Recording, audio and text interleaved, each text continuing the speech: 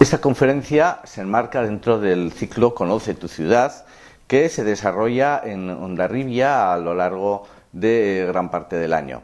La charla de hoy se va a dedicar a los búnkeres, esas pequeñas construcciones de origen militar que están extendidas por todo el término municipal y que muchas veces nos hemos preguntado qué hacen ahí, o cuál es su origen, cuándo se construyen, para qué sirven, etcétera.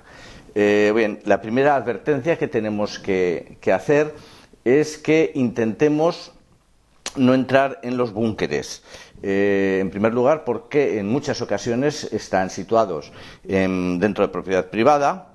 También, en muchos casos, están en lugares poco accesibles y, por lo tanto, acceder a los mismos puede resultar peligroso. Por su propio diseño, si entramos en ellos, podemos encontrarnos con sumideros, en el que es fácil introducir una pierna y tener un accidente. Puede haber escalas de metal oxidadas que se rompen nada más poner el pie en ellas. Puede haber barro, humedad, escaleras, que es fácil resbalarse por ellas. Y también puede haber presencia de animales poco amigables, como víboras o cualquier otro animal. Bien, en primer lugar tendremos que hablar un poquitín del Pirineo, que es el marco geográfico en el que se van a desarrollar estas construcciones. El Pirineo es una cadena montañosa de 400 kilómetros de longitud que se va a desarrollar entre el Cantábrico, entre Hondarribia concretamente, y Gerona. Por él va a discurrir, como todos sabemos, la frontera entre España y Francia, sin olvidarnos también el pequeño estado de Andorra. Es un relieve enérgico que viene a equivaler a una especie de fortificación natural, pero con algunos puntos débiles.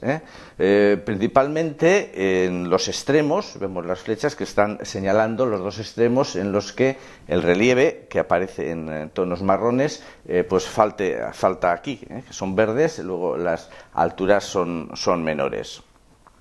Y también va a haber una serie de pasos que corresponden pues con ríos que podrían facilitar el paso de un posible ejército enemigo, como por ejemplo en la zona de Jaca, en la zona de Canfranc, en la zona de Viescas, etcétera.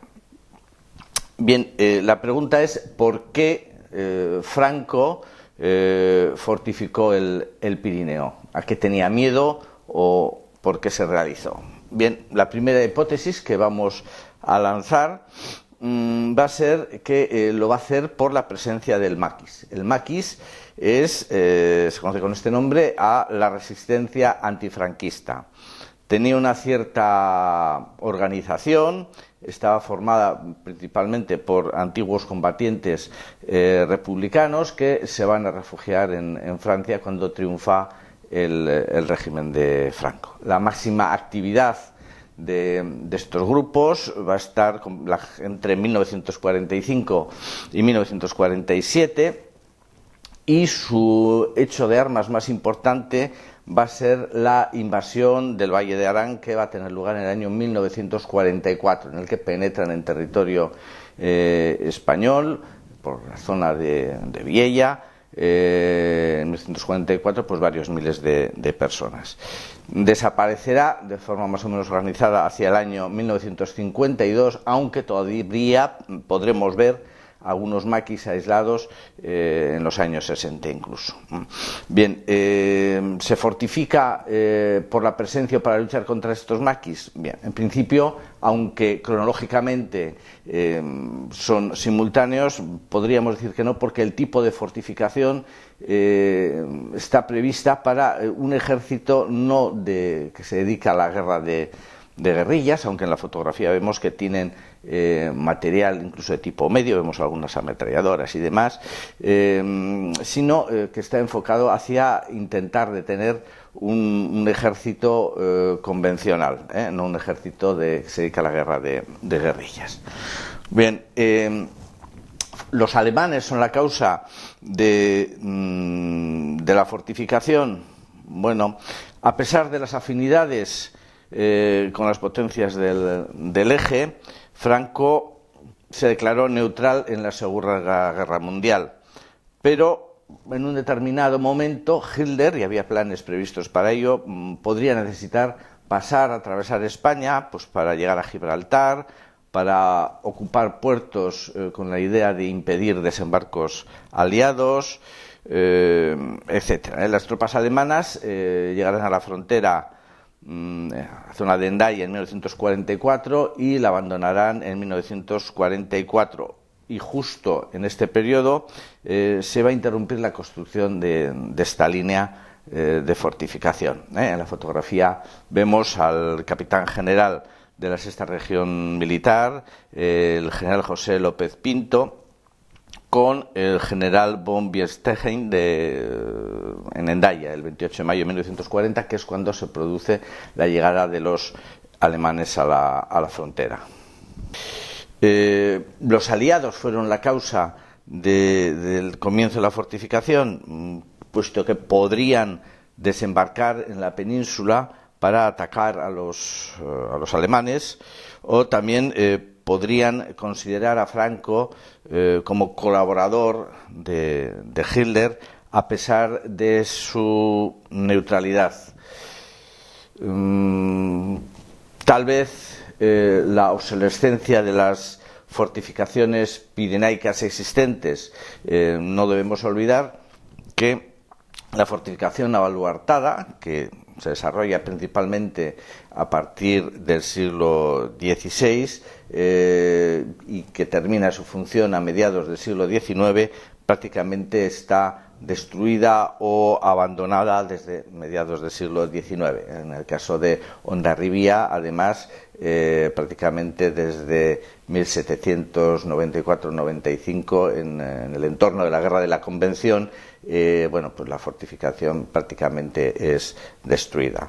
La fortificación que estaría en servicio sería la fortificación poligonal, en el caso de Hondarribia el fuerte de Guadalupe, en el entorno del campo atrincherado de Oyarzún, pero también está obsoleta puesto que las bóvedas en las que se basa la protección contra los proyectiles enemigos son de hormigón no armado y son relativamente frágiles para los nuevos proyectiles.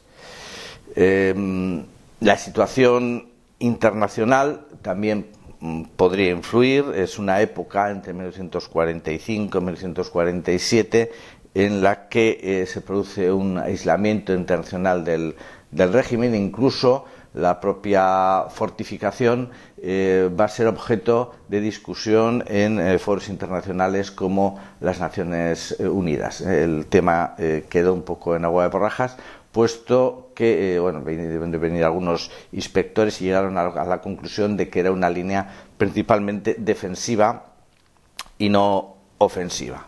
Bueno, la cuestión es que se decide fortificar los Pirineos formando lo que se denominó la Organización Defensiva de los Pirineos.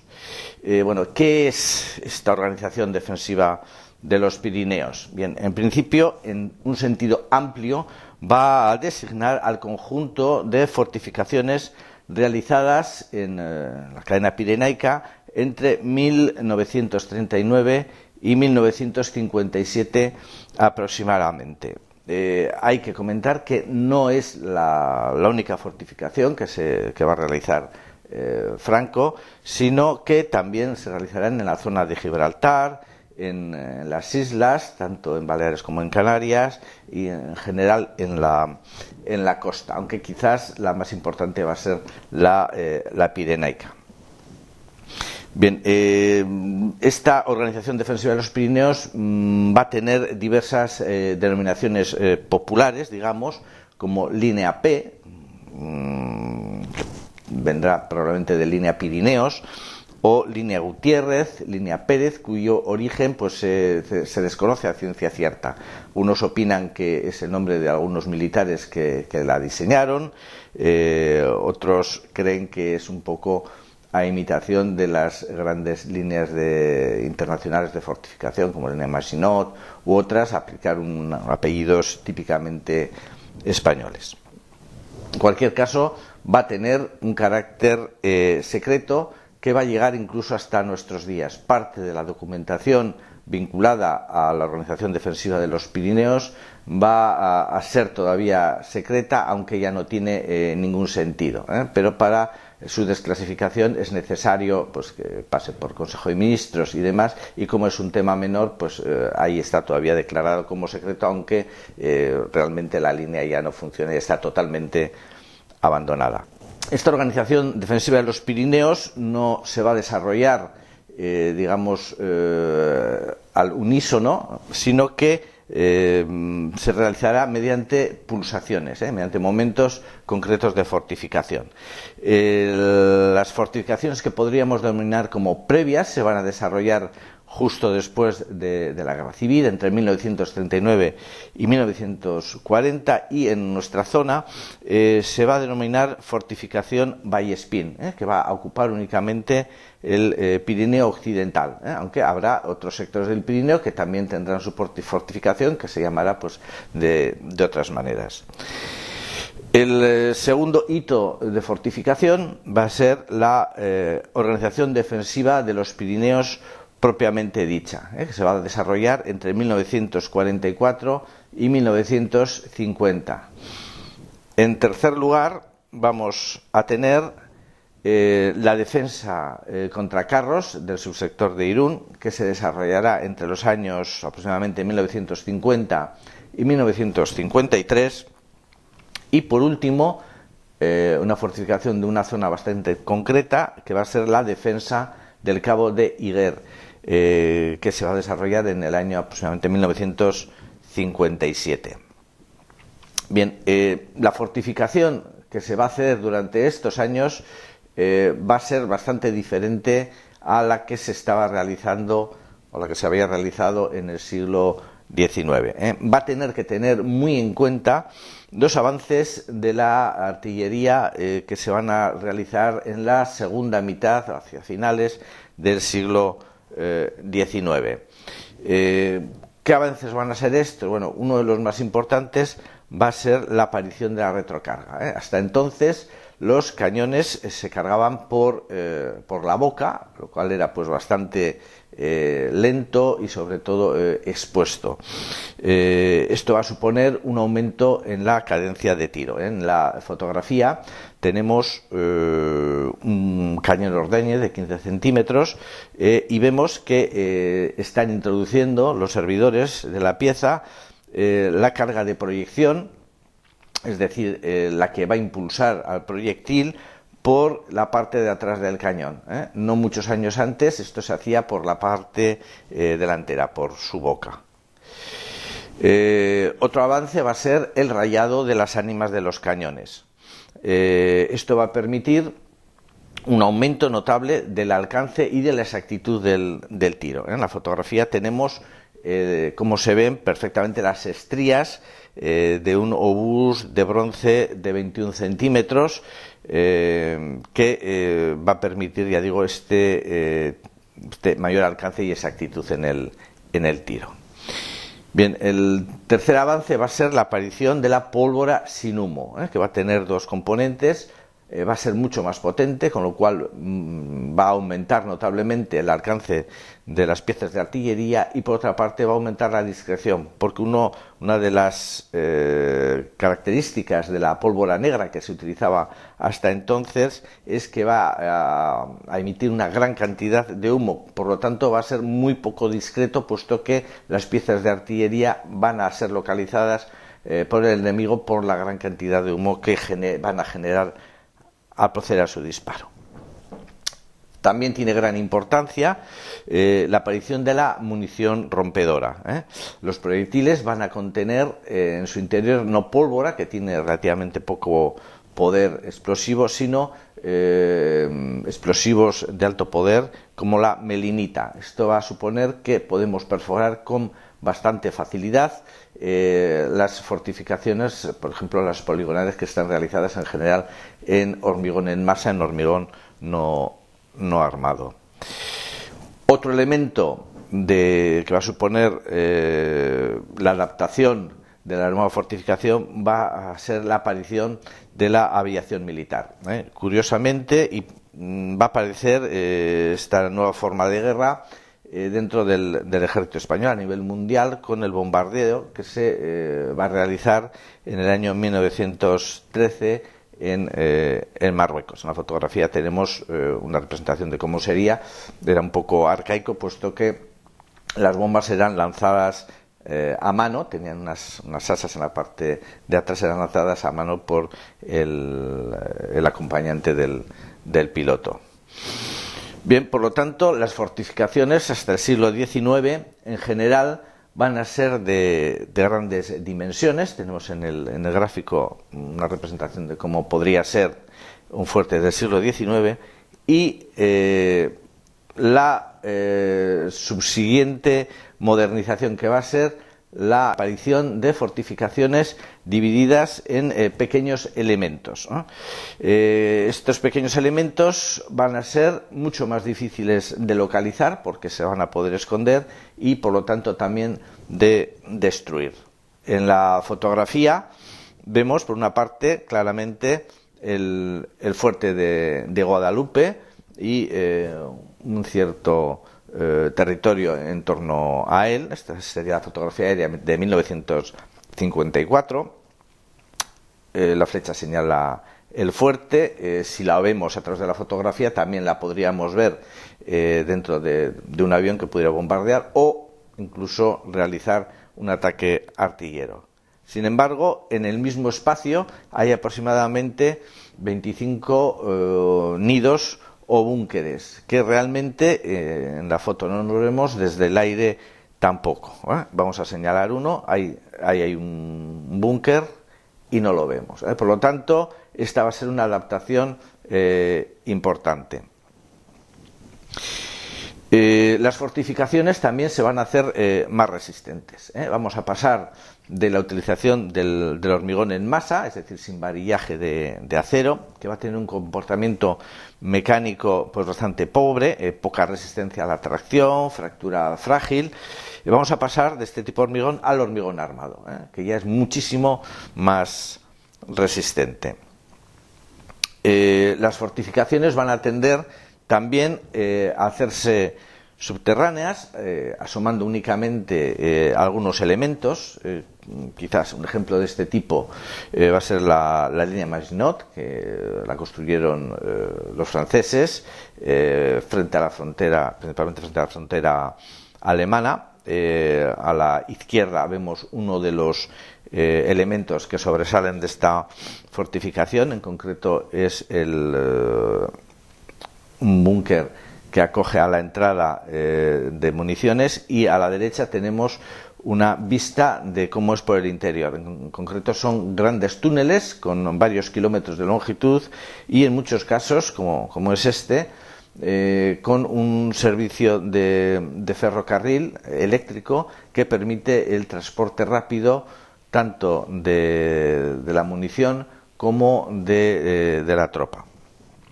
También la otra opción, a veces simultánea, va a ser el camuflaje, que es lo que va a pasar en nuestra muchísimo más modesta fortificación. Ahí vemos un búnker como está totalmente cubierto de tierra y apenas lo vemos. Bien,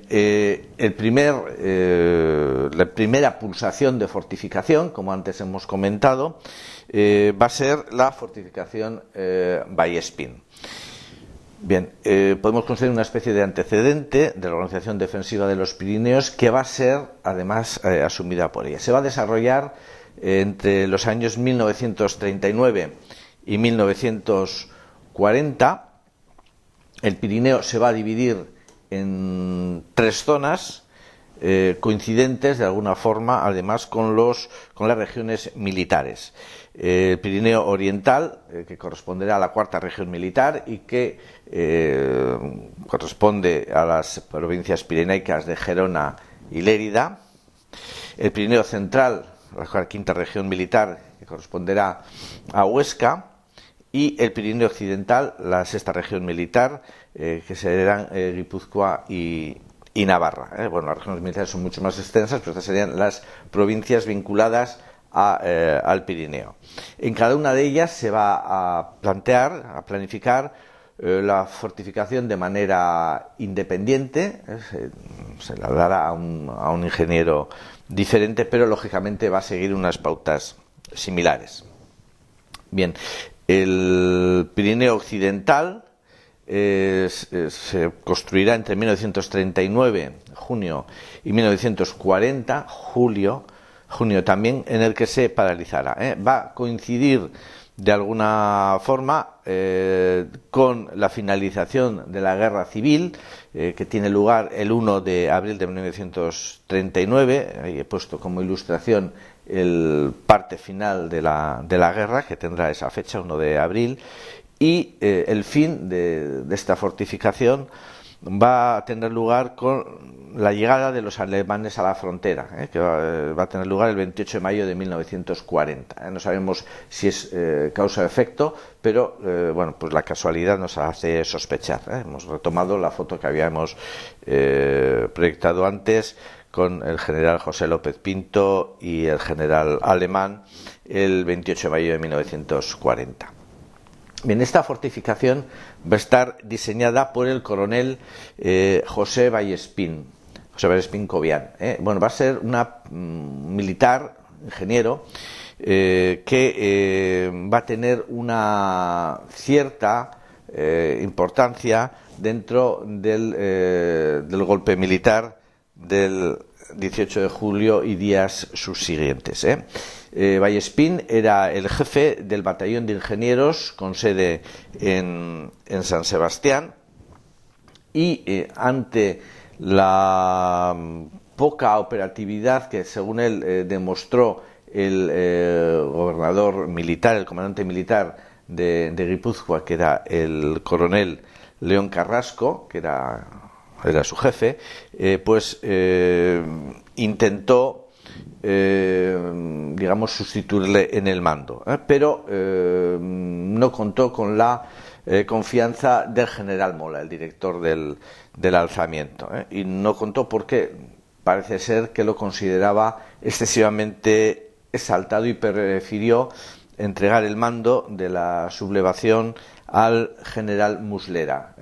Lo que ocurre es que los acontecimientos se torcieron, por lo menos durante los primeros meses, para las tropas sublevadas. Consiguió huir de San Sebastián y, lógicamente, se sumó al ejército sublevado. Cuando termina la guerra, bueno, pues fue ascendido a coronel y quedó integrado en la Junta de Defensa y Armamento de los Pirineos Occidentales, que estuvo dirigida por el general Camilo Alonso Vega. No tenemos foto de Vallespín, pero he puesto ahí una fotografía del general Camilo Alonso Vega, que detentó puestos de importancia posteriormente dentro del régimen. Le confió este general a Vallespín la fortificación de este sector del Pirineo y que oficiosamente tomó su nombre. Bueno, esta denominación oficiosa más que nada es porque en las carpetas pues algún archivero probablemente puso fortificación Vallespín como una forma de identificar la documentación, y así se ha quedado. Bien, una de las características de esta fortificación es que va a incorporar una red de comunicaciones militares. Esto va a ser muy importante. Va a estar formada esta red, según podéis ver en el mapa, por 4 carreteras, que van a ser de 2 tipos. Las carreteras tácticas, es decir, aquellas que están destinadas principalmente al transporte de tropas de un lugar a otro por lugares adecuados, es decir, normalmente a cubierto del fuego o de las vistas del enemigo. Va a ser la carretera táctica número 1, que la conocemos muy bien porque en parte se va a desarrollar dentro del término municipal de Hondarribia, que es la que va desde Lezo hasta el fuerte de Guadalupe.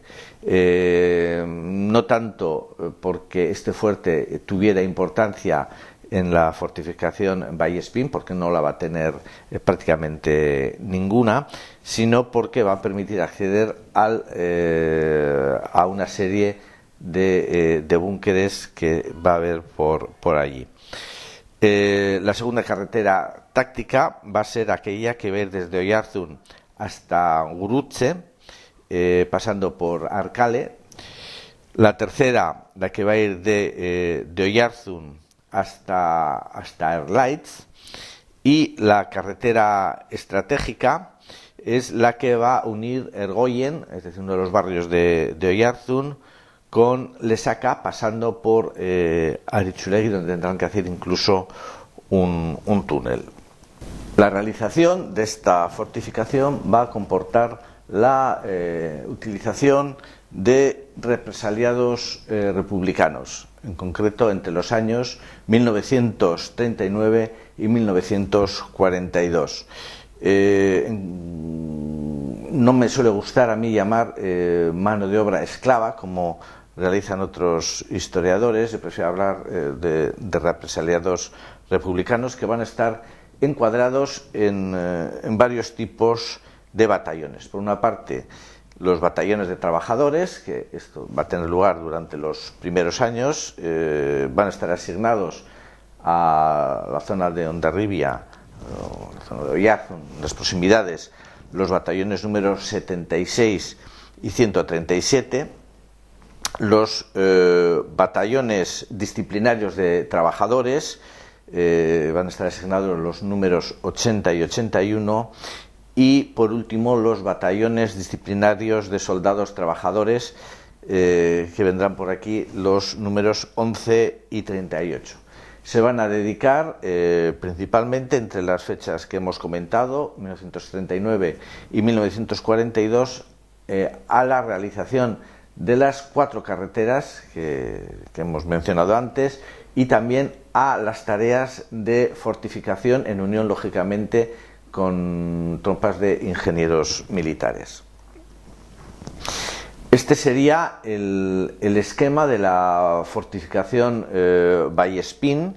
Hemos trazado en color unos puntos azules la frontera, y vamos a ver que está organizada en un total de 7 organizaciones defensivas dispuestas en aquellos puntos en los que podrían hacer un mayor servicio a impedir la entrada de un ejército invasor.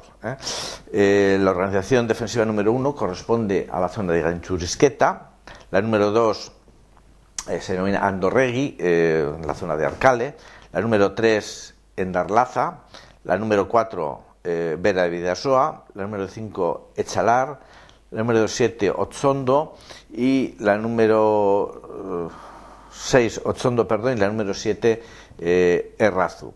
Dentro del término municipal de Hondarribia únicamente se va a desarrollar la organización defensiva de Gaintxurizketa, que la hemos señalado ahí con una flecha. Bien, este va a ser el esquema de esta organización. El entorno en el que se desarrolla está marcado por la existencia de importantes vías de comunicación. Por una parte, 2 ferrocarriles, que sería el ferrocarril Madrid-Irún y el ferrocarril de San Sebastián a la frontera francesa, es decir, el Topo, con la característica además de que en este punto, en Gaintxurizketa, tiene los primeros túneles, con lo cual es un lugar bastante adecuado para la intercepción de cualquier enemigo que pudiera utilizar las vías para penetrar. En segundo lugar, tiene la carretera Madrid-Irún, en el primer, puerto, bueno, no se llama puerto a Gaintxurizketa, más bien vamos a llamar el alto de Gaintxurizketa. Tiene únicamente 90 metros de altura, pero también es un lugar a propósito para proceder a la detención de cualquier ejército enemigo. Vemos que son un montón de búnkeres, pero que tienen la característica, con relación a otros que veremos más adelante, de que en general están unidos entre sí por medio de galerías. Es más de 1 kilómetro de galerías las que tendrían para unir estos búnkeres. Vamos a realizar un repaso por alguna de ellas. La más larga va a ser la que se denomina Galería General. Esta Galería General se va a iniciar en el término municipal de Lezo, pero enseguida va a pasar al término municipal de Hondarribia. Va a tener 311 metros de longitud y va a desembocar en el puesto de mando de la organización defensiva, que ya la veremos después. Es una galería relativamente ancha, tiene 2 metros de anchura y 2 metros de altura. Esta sería el acceso desde la zona de Lezo, y este sería el interior de la galería. Su trazado es aproximadamente rectilíneo, aunque vemos que tiene unas pequeñísimas curvas. Vemos que está revestido de hormigón, tanto digamos la bóveda, los estribos, como el suelo. Incluso vemos a ambos lados del suelo unos canalillos cuya función es recoger las aguas de lluvia. También está pensada la pendiente para evitar las inundaciones, de forma que el punto más alto es aproximadamente el centro de la galería y va en muy ligero descenso hacia los extremos. Bien, el segundo elemento, que está marcado con la flecha azul, es el puesto de mando de la organización defensiva número 1, que va a estar formado por un conjunto de galerías con forma de H. Van a tener también las mismas dimensiones que la galería general, es decir, una anchura de 2 metros y una altura de otros 2, y este va a ser el aspecto de este puesto de mando. Está sacada la foto desde la galería de acceso, y vamos a tener a izquierda y derecha 2 túneles, creo que son de 12 metros de longitud, y al fondo otros 2 túneles, formando la H que hemos comentado.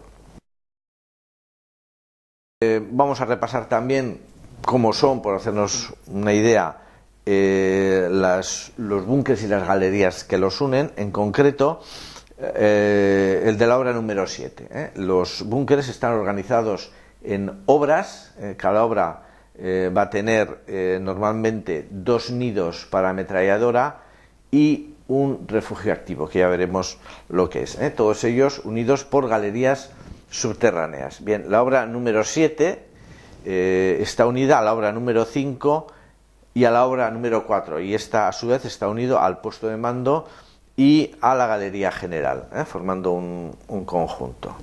Bien, este es el aspecto que tiene en esta obra, en concreto la obra número 7, que es la única que se conserva prácticamente intacta, correspondiente a la fortificación Vallespín en la zona del término municipal de Hondarribia. Esto sería una de las galerías. En unos casos tienen pequeña pendiente, en otros casos incluso tienen escaleras, como es el caso. Vemos que está toda hormigonada y es mucho más estrecha que la galería general que hemos visto antes. Pues tendrá entre 60, 80, 90 centímetros de luz estas bóvedas. Este sería el interior de uno de los nidos para ametralladora. En este caso es relativamente poco representativo, puesto que normalmente los búnkeres tienen las bóvedas de hormigón. En este caso la bóveda está, no sabemos si forrada o simplemente hace de armazón de metal. Pero vemos ahí la espillera. La espillera de los búnkeres, mucha gente le llama ventanas, pero son técnicamente aspilleras, que es por donde dispararía la ametralladora. En este caso tiene planta cuadrada. Esto se corresponde a un refugio activo. Está señalado ahí. Vemos que son búnkeres un poco más grandes, de planta rectangular en lugar de tener la planta cuadrada. Tienen normalmente 3, 4 o 5 aspilleras y reciben el nombre de refugios porque su función no es tanto disparar sobre un determinado lugar como acoger a la tropa para que descansen o para que estén allí resguardados. Y la palabra activo viene por precisamente la presencia de aspilleras por las que podrían disparar mediante los propios fusiles o fusiles ametralladores o similar. En realidad no tienen un arma asignada. Esto sería uno de los refugios activos de la obra número 7. Es característico que las aspilleras están lógicamente a ras del suelo natural, lo vemos ahí perfectamente. Vemos el hormigón que lo recubre, y en la parte de arriba, sin solución de continuidad, vemos que tiene una especie de tiesto que está normalmente hecho con ladrillos, pero que forma un todo con el búnker, que tiene tierra encima y en la que se plantaban arbustos o hierba para disimular el búnker, sobre todo de la inspección aérea. Nos podemos encontrar con algunos elementos auxiliares curiosos, como es una letrina, en este caso de tipo turco, o depósitos de munición, como es el caso, que es una especie de galería, pero de 3 o 4 metros de longitud, donde se depositarían las cajas o los proyectiles o lo que necesitaran guardar. Bien, la línea Vallespín, como hemos comentado, va a congelarse en el año 1940. Se va a crear una segunda Junta de Defensa y Armamento de los Pirineos Occidentales, que va a estar dirigida por el general Los Arcos. Ya no va a participar Vallespín en la misma, y en este momento se va a producir una congelación de la construcción de nuevos nidos y galerías que los unen, pero se va a continuar con observatorios y con la red de carreteras, es decir, con aquellos elementos que puedan ser menos agresivos, entendemos que ante la presencia cercana de tropas alemanas. Y aquí llegamos, una vez que se han retirado los alemanes de la frontera, a la organización defensiva de los Pirineos, en este caso propiamente dicha. Vamos a considerar la fortificación Vallespín como un antecedente, y los búnkeres que se van a realizar en su seno van a ser de alguna forma asumidos por la organización defensiva de los Pirineos propiamente dicha, aunque en algunos casos, por considerarlos quizás que están un tanto retrasados, van a ser, considerados como en la reserva, es decir, se utilizarán solo si hacen falta, pero no se les asignarán armas. Bien, el elemento más importante que va a definir esta línea va a ser la instrucción C-15, que va a ser de 23 de agosto de 1944. Ahí he puesto una fotografía de una de las copias originales de esta orden. Bien, esta instrucción, ¿qué va a hacer? Bueno, en primer lugar, va a dividir el Pirineo, siempre se va a dividir así, en zonas vinculadas a las regiones militares, la cuarta, la quinta y la sexta. A la zona donde arriba le toca lógicamente la sexta. Se van a asignar una serie de fuerzas, en este caso las divisiones 61 y 62, la 161 y la 162. Estas dos últimas van a ser un desglose de las primeras. Y se va a establecer también la estructura que va a tener la fortificación. Se va a dividir en sectores, en subsectores. A Guipúzcoa le va a corresponder el número 34, y en 169 centros de resistencia. Para hacernos una idea, un centro de resistencia se le va a asignar un batallón. Un batallón van a ser aproximadamente unos 600 soldados. Los centros de resistencia van a recibir también la denominación de núcleos de resistencia. En este mapa vemos la estructura general de la organización defensiva de los Pirineos, vemos cómo están señaladas las tres zonas y vemos también que en función de lo vigoroso que sea el relieve del Pirineo, el número de centros de resistencia va a ser mayor o menor. Va a ser menor en el centro, en la zona de Aragón, puesto que es el relieve, corresponde al centro del Pirineo, va a ser el relieve más agresivo, mientras que en los lados es donde va a estar el mayor número de centros de resistencia, que está representado cada uno de ellos por un punto redondo o una elipse. Esta zona, este mapa representa la zona de los Pirineos occidentales, en el que se van a desarrollar 53 centros de resistencia. La zona de Guipúzcoa se va a corresponder con el recuadro que he pintado en la zona de la izquierda y que ampliamos aquí. Estos van a ser los centros de resistencia que corresponden a Guipúzcoa, que van a ser, y su denominación nos va a dar idea de por dónde se desarrollan, el número 238, que corresponde a Pagogaña, el 239 a Peñas de Aya, 240 San Marcial, 241 Zubelzu, 242 Andorregui, es decir, la zona de Arcale, 243 Anaca, 244 Gaintxurizketa y 245 Guadalupe. De ellos vamos a superponer el límite del término municipal de Hondarribia.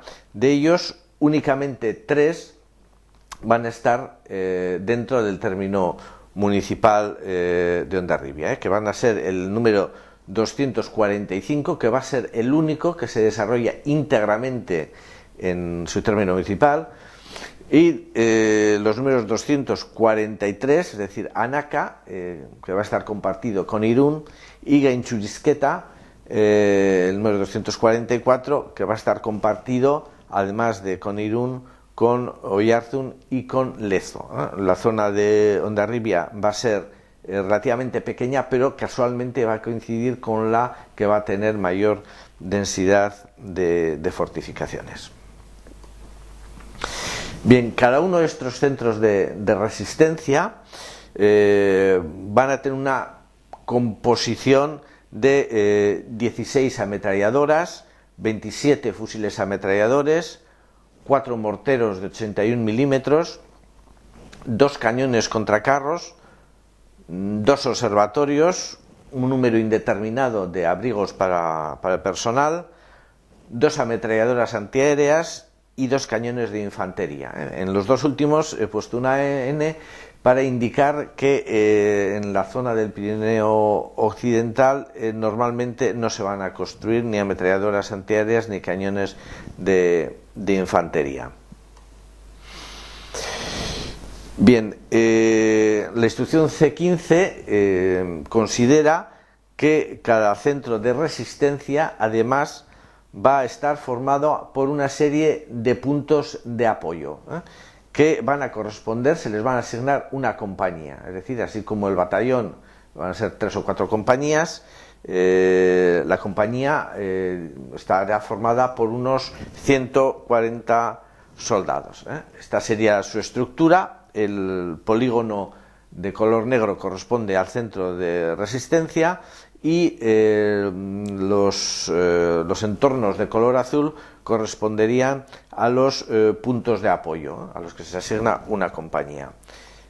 A cada punto de apoyo, a cada compañía, va a estar formado por lo que se denominan elementos tácticos, a los que se asigna una sección al mando de un oficial, normalmente un teniente, es decir, unos 40-45 soldados. A su vez, cada sección va a estar formado por subelementos tácticos a los que se asigna un pelotón, es decir, una docena de soldados aproximadamente.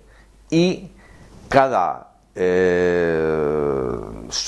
subelemento táctico va a tener en su interior ya los asentamientos, es decir, los búnkeres a los que se asigna normalmente una escuadra, que van a ser pues 4, 5, 6 6 soldados. Como vemos, esta sería la estructura genérica de un centro de resistencia, que va a variar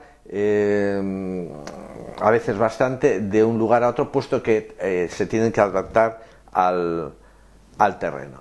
Pero esto no va a ser todo. Los centros de resistencia, su estructura va a ser mucho más complicada, puesto que va a estar rodeado por alambradas. En color azul he pintado únicamente las alambradas principales, que van a rodear no solo al núcleo de resistencia, sino también a los puntos de apoyo. Y luego además va a haber alambradas secundarias que van a ir rodeando pues ciertos conjuntos de búnkeres y demás. Van a ser decenas de kilómetros de alambradas con miles y miles de piquetas.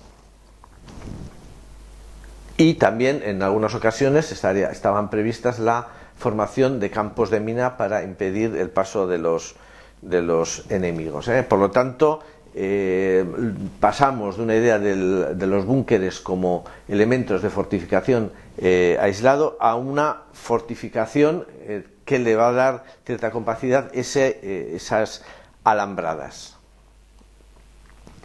Pero esto no va a ser todo. Así como la fortificación Vallespín, los diversos búnkeres unidos estaban unidos por galerías subterráneas, en este caso, y aquí las he pintado de color rojo, van a estar unidas, si no todas sí, formando grupos por trincheras, y de ellas van a salir algunos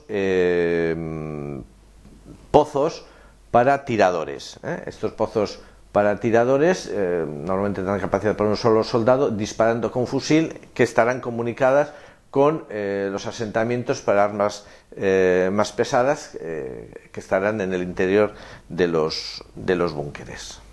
¿Cómo son estos búnkeres que forman parte de cada núcleo de resistencia? Bueno, vamos a ver cada uno de los tipos. En primer lugar, vamos a empezar por el asentamiento para ametralladoras, que va a ser los segundos más numerosos.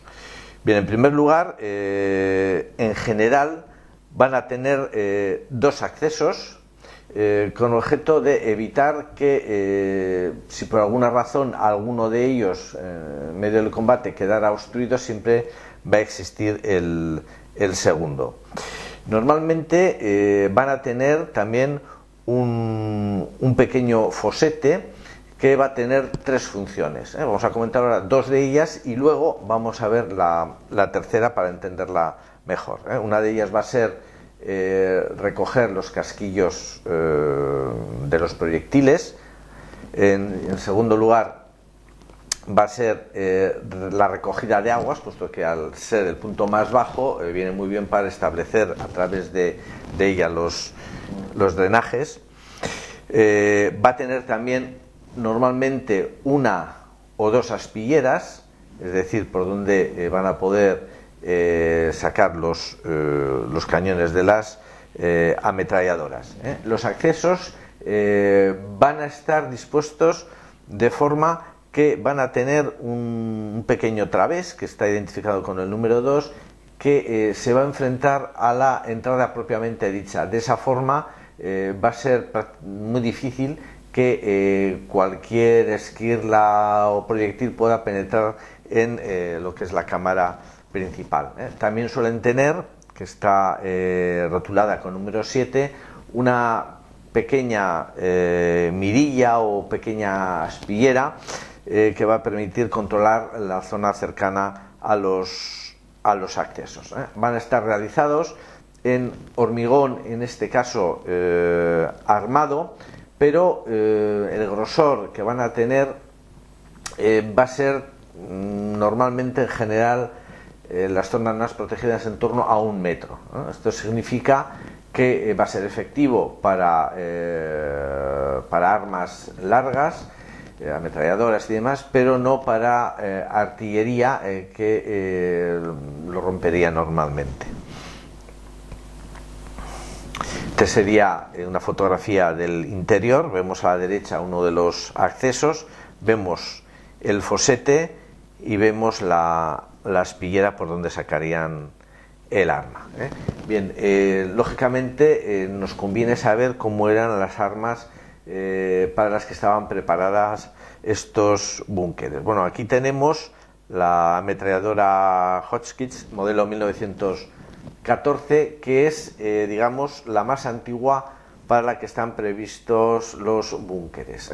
Conforme va pasando el tiempo, estas ametralladoras y el otro armamento va a ir cambiando, pero la ametralladora original va a ser esta, va a ser del calibre 7, va a tener un alcance de unos 2 kilómetros, un peso de 23 kilos y medio, más el trípode, que va a pesar 29 kilos. El trípode va a tener una característica, y es que va a tener en la pata trasera un sillín, que es donde se sentaba el servidor. Va a estar alimentado en principio no por cintas, sino por unos cargadores de 30 cartuchos cada uno de ellos, que se ven ahí en la fotografía. Se colocaban en la parte de arriba y van disparando, y la cadencia de tiro, es decir, el número de disparos, sería unos 600 por minuto.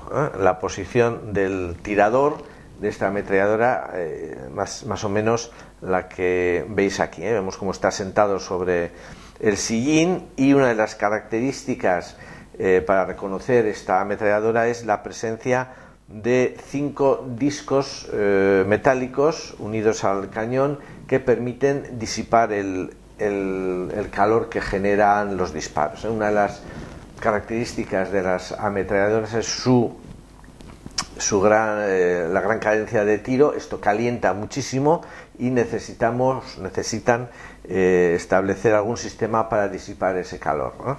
Además, suelen tener dos cañones, suelen tener cañones recambiables. Cuando se calienta uno, con mucho cuidado se retiraba para que se enfríe y se colocaba el siguiente, Y además también, en lugar de disparar lógicamente de forma continua, siempre se dispara por medio de ráfagas, con objeto de que tarde en calentarse el cañón lo más posible. La posición de la ametralladora sería esta: se coloca sobre el fosete, la pata trasera lógicamente va en la parte de atrás, y las dos patas delanteras tienen un lugar ahí para ser introducidas. Este búnker se corresponde al que hemos abierto en la zona de Guadalupe. Es poco atípico, tiene un solo acceso en lugar de dos, y tiene dos aspilleras en lugar de una, que es lo más común, con sus dos fosetes. Este tipo de búnkeres con dos aspilleras no están destinados a coger a dos armas de forma simultánea, sino que el arma se coloca en la aspillera que mejor convenga. Este sería un búnker que ha perdido su camuflaje. No corresponde a la zona de Hondarribia, sino es de la zona de Oyarzun, pero nos sirve para ver qué aspecto tienen la obra de fábrica. También hay búnkeres para ametralladora totalmente atípicos. En este caso realmente no es un búnker, sino es un fortín, que también está cerca del núcleo de resistencia de Guadalupe. Tiene la denominación 245-8 y puede acoger una ametralladora en la zona que vemos semicircular, dos fusiles ametralladoras en los extremos del pasillo, y tiene capacidad también para 6 fusiles. Tiene incluso en la parte de atrás una dependencia que sería cocina y zona de alojamiento para los soldados. Esto es totalmente atípico. Si bien en el núcleo de resistencia de Guadalupe hay dos que se parecen a este. Bien, este es otro tipo de búnker, que es el más frecuente. Es un búnker algo más pequeño y está destinado al asentamiento de un fusil ametrallador.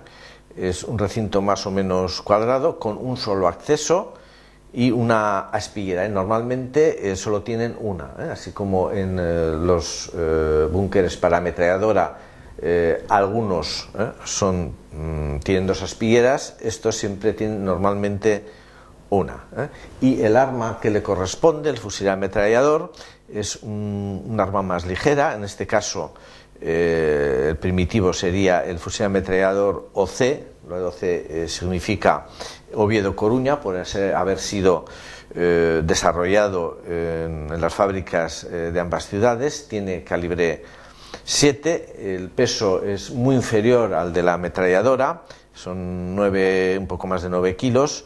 El alcance, sin embargo, es aproximadamente el mismo, unos 2 kilómetros. La cadencia de tiro, lógicamente, también es inferior a la de una ametralladora, a la mitad más o menos, unos 300 disparos por minuto, y utilizan un cargador de petaca ligeramente curvo con capacidad para 25 cartuchos. Suelen tener normalmente un bípode, ahí vemos que permite disparar con mayor facilidad. Así como el disparo de la ametralladora tenía lugar con el servidor de la misma sentado en el sillín que tenía la pata trasera, en este caso el disparo tiene lugar de pie. Bueno, no hemos comentado, pero aquí se ve muy bien cómo las aspilleras no son lisas, sino que tienen una especie de escalera que está destinada a evitar que los proyectiles enemigos puedan resbalar por el hormigón y entrar al interior. Aquí empezarían a resbalar, pero chocarían contra alguno de los escalones, con lo cual el proyectil caería. Y la posición de disparo en un búnker para ametralladora sería más o menos la pregunta que nos surge es ¿qué ocurre si tenemos que disparar con un fusil ametrallador en un búnker para ametralladora? Bueno, pues esta va a ser la tercera función del fosete, que la hemos dejado pendiente. El servidor del fusil ametrallador descendería a ese fosete y podría disparar de pie con su fusil ametrallador. Esta va a ser la función principal de este fosete, mientras que la de recoger las vainas de los cartuchos o el drenaje sería algo secundario. Bien, otro tipo de búnker, aunque en este caso digamos es mixto, tiene una parte al aire libre y otra parte subterránea, van a ser los asentamientos para morteros de 81 milímetros. La parte circular es la que va a coger al mortero. Va a estar rodeada por una zona más o menos deprimida, una especie de trinchera, que es donde van a estar los servidores de la pieza más o menos a resguardo, y luego va a tener un espacio semisubterráneo al que se baja por unas escaleras que vemos ahí, con un pequeño repuesto de munición y también un espacio para abrigo de los servidores del mortero. La instalación del mortero sería más o menos esta, el mortero sobre el círculo central, y los servidores, como al menos en parte están cubiertos dentro de esa trinchera que rodea al espacio circular. El arma para el que están pensados era el mortero Valero de 81 milímetros. Es un arma de animalisa de 120 centímetros de longitud, pesaba unos 75 kilos, un alcance de unos 2 kilómetros 200 metros y una cadencia de tiro de 15 disparos por minuto. Los morteros, este tipo de morteros todavía se conserva, se cargan por la boca normalmente. Otro tipo de búnkeres, que va a ser el de mayor tamaño, van a ser los asentamientos para cañón contra carro. Normalmente en los militares, aunque la gente llama tanques, prefieren emplear el término carro, por lo tanto serían cañones contra carros de combate, son bastante grandes. Y los que corresponden a esta fase de la Organización Defensiva de los Pirineos disponen de un pequeño ámbito separado que va a servir para guardar la munición. Veis también, aunque en el dibujo no lo he puesto, dos rectángulos de tierra que se ven perfectamente en la fotografía, que van a servir para coger los mástiles de la pieza de artillería, es decir, dos patas que van hacia atrás, cuya función es, engancharse en la tierra para evitar el retroceso de la pieza.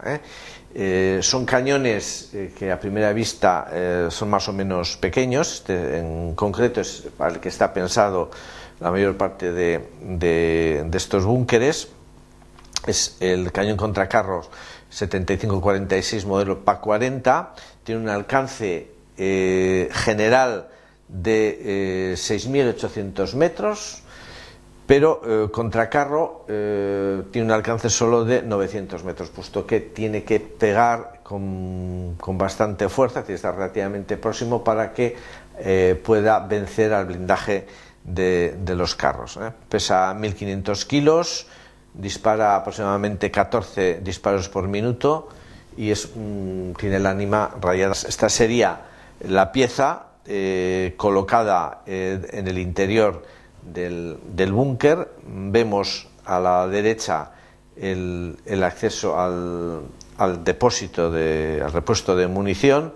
Este sería otro tipo, más que búnker, vamos a llamar abrigo, sería un abrigo que tendría capacidad para unos 6-10 soldados. Son simplemente una bóveda de hormigón abierta por los dos lados. Por uno de los lados estaría cerrada por el propio terreno natural, no estaría revestida ni nada, y en la otra tendría una pequeña escalera muy pendiente por donde bajarían las tropas. Su función es que tropas en lugares próximos al combate puedan estar más o menos protegidas. Esto sería otro tipo de abrigo mayor, porque tendría capacidad para una sección, es decir, unos 40 soldados. Son algo más tardíos, incluso en los años 50 y tantos, 60, se hace este tipo de abrigo. Tienen 3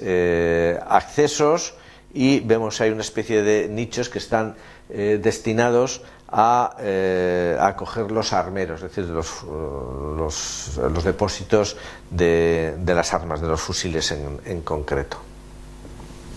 Otro tipo de búnker serían los observatorios. Los observatorios no están destinados a acoger ningún arma, sino, como su nombre indica, tiene una serie de mirillas que suelen ser más pequeñas, más bajitas que los destinados a coger las ametralladoras o fusiles ametralladoras, porque únicamente es para observar, normalmente con prismáticos. Suelen tener una dependencia que aquí está rotulada con el número 2, y normalmente el acceso es por medio de una galería que es de muy diversa factura, dependiendo de dónde se encuentre el observatorio. Normalmente suelen estar, lógicamente, en lugares más o menos elevados, y su función es observar cómo se desarrolla el combate y eventualmente dar las órdenes pertinentes para el desarrollo de la operación militar.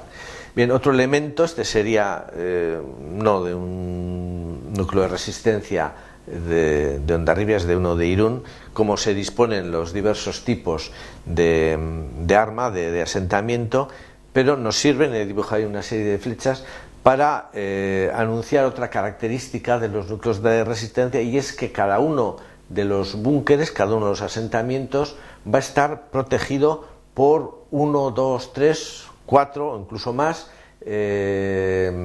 armas. Es decir, todos los búnkeres están protegidos por otros búnkeres. Este es un hecho muy importante. Por eso, en muchas ocasiones, aunque la frontera esté hacia el este, pues tenemos aspilleras que están mirando hacia el oeste porque están protegiendo a otro búnker, o de lo que se trata es de evitar en el conjunto que el conjunto es el que se opone al paso del enemigo.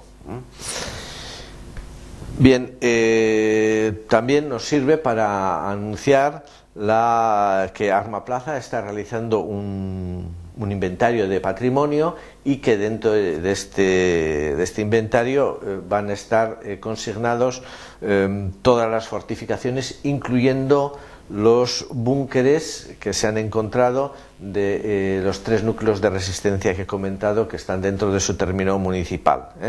Van a estar vinculados a la infraestructura de datos espaciales del gobierno vasco, lo cual permite su georreferenciación, y nos permitiría, haciendo zoom sobre el mapa, prácticamente en aquellos en los que se pueda ver el búnker de que se trate. En este caso vemos incluso la denominación del caserío que tiene más cercano, y la denominación también del búnker propiamente dicho. En este caso es el 243-25, que es de fusil ametrallador. Haciendo el zoom correspondiente podemos situarlo con relación al resto de obras. Bien, otro de las pulsaciones de fortificación corresponde a la defensa contra carro del subsector de Irún. En este caso van a ser únicamente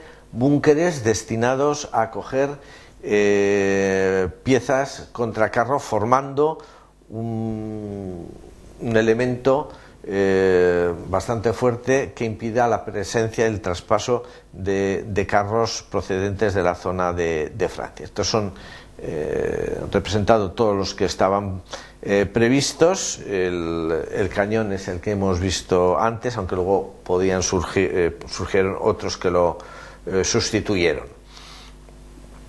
El interior, del búnker van a ser de 2 tipos. Por una parte, van a aprovechar, como ocurría antes, la fortificación Vallespín va a ser aprovechada por la organización defensiva de los Pirineos propiamente dichos, y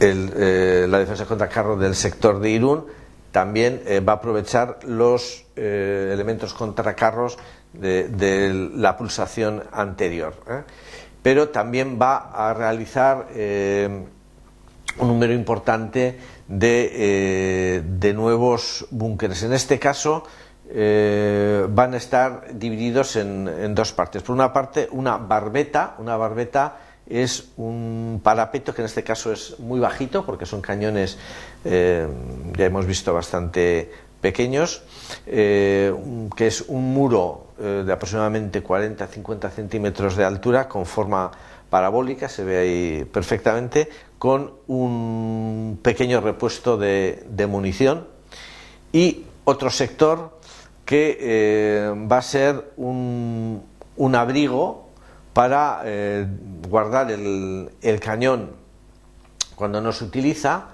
que está rotulado con número 1. En el fondo de este espacio, rotulado con número 2, sería un repuesto para albergar la munición, y a la izquierda vemos, rotulado con número 3, el lugar que corresponde al abrigo de la tropa. En el número 4, aunque no se ve ahí muy bien, he querido rotular la salida de socorro. Casi todos este tipo de búnkers tienen, depende de su situación, una salida de socorro que viene a ser una especie de chimenea. Aquí vemos, visto desde el acceso, el número 1, que sería el abrigo del cañón, el número 2 al fondo, que corresponde al repuesto de munición, el número 3 vemos ahí el acceso a la izquierda, y el número 4 vemos ahí el inicio de una chimenea, que viene a ser esto, Tiene la chimenea con una escala formada por varillas metálicas que este es uno de los peligros, no solo porque es un pozo por el que nos podemos caer, sino que además con el paso del tiempo este varillaje digamos que degenera y es muy fácil que se rompa al intentar bajar por él. Para manejar este número tan importante de cañones, en la zona de Oyarzun tuvo su sede un batallón completo de cañones contra carros. En concreto tenían dos campamentos en la zona de Arcale, Arcale Alto y Arcale Bajo. En Arcale Bajo estaban el depósito, el parque de artillería donde se almacenaban los cañones. Actualmente ya no existe nada de Arcale Bajo, y de Arcale Alto sí que quedan la zona de hormigón donde se asentaban los barracones. Esto sería una fotografía del batallón de cañones contra carros desfilando frente a los barracones de Arcale Alto. Esto ahora está pues más cubierto por vegetación. Por último, hablaremos de la defensa del Cabo de Iguer, que como su nombre indica se circunscribe a la defensa de este espacio concreto. Este sería uno de los planos originales de defensa, que fue modificado posteriormente. Estaba formado por dos cañones antilancha, aunque realmente eran cañones exactamente igual que los cañones contra carro, pero se trataba de impedir los desembarcos, y 7 ametralladoras. Realmente, bueno, incluso hay 3 en la isla de Amuitz que no se construyeron, sino que se construyeron en la costa, puesto que es mucho más sencillo. Estos serían los que hemos localizado. Un asentamiento antilancha, que es el número B, que está situado muy cercano al castillo de San Telmo, en zona privada, por lo tanto no se puede visitar, y 4 asentamientos para ametralladoras. Uno al sur de la playa de los Frailes, otro en lo que es el Cabo de Iguer propiamente dicho, otro al norte del faro de Iguer, y el último en las proximidades del camping que está cercano al faro de Iguer. Responden a una estructura lo que es el asentamiento antilancha B, porque el otro asentamiento antilancha realmente era más que nada era designar el sitio, porque estaba encima de la carretera de acceso al antiguo puerto de refugio. Está formado por una barbeta y un repuesto de munición exactamente igual, porque era el mismo arma, como hemos dicho, al del cañón contra carro. Este sería el interior del asentamiento antilancha B, tiene la misma estructura. Esto sería la salida de socorro. Bien, esto sería la estructura de la barbeta para la ametralladora. En este caso no es un búnker, sino simplemente es una barbeta, es decir, como hemos dicho, un muro bajo, en este caso de forma semicircular, en la que el arma estaría instalado en el centro. Este corresponde a la obra 1B, que es la que está situada en la zona sur de la playa de los Frailes. Realiza una especie de galería que realiza varias curvas para evitar la entrada de proyectiles enemigos o de esquirlas, y en el interior pues es un túnel con 2 lugares para sentarse, la guarnición vinculada a la ametralladora, y normalmente podrían dormir colocando ahí unas tablas. Recordar, para finalizar, que debemos evitar, por las razones que he comentado al principio, la entrada a los diversos búnkeres, con lo cual con esta advertencia pues terminaríamos esta charla. Muchas gracias.